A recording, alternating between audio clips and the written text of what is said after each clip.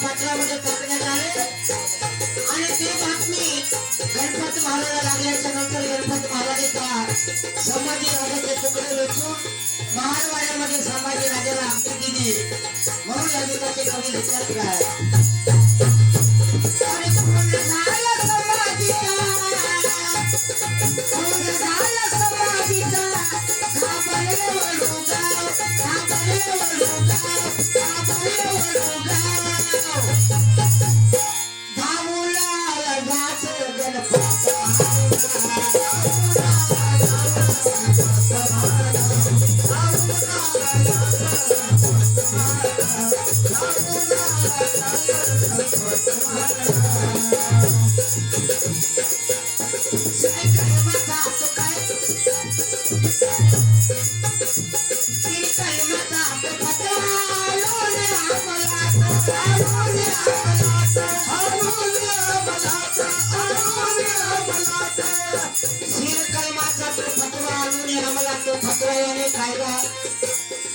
संभाजी राजाच्या पुतळ्याला संभाजी राजाच्या प्रेताला जर कोणी हात लावलं तर त्याचं शिर कलम केलं जाईल असा कायदा काढला. पण गणपती महाराजांनी आपल्या प्राणाची आहुती देऊन संभाजी महाराजांचे तुकडे जमा करून महारवाड्यामध्ये त्याला आज्ञा दिली. म्हणून माहित आहे काय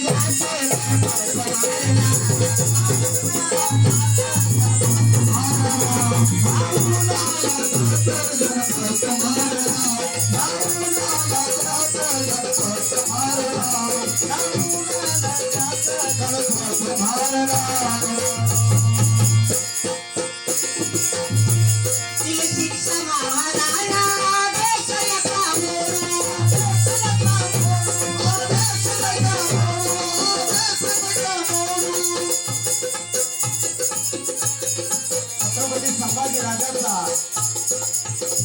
40 दिवस असा अनारवित छळ करून छत्रपती संभाजी राजांना मारण्यात आलं आणि भर पाडव्याच्या दिवशी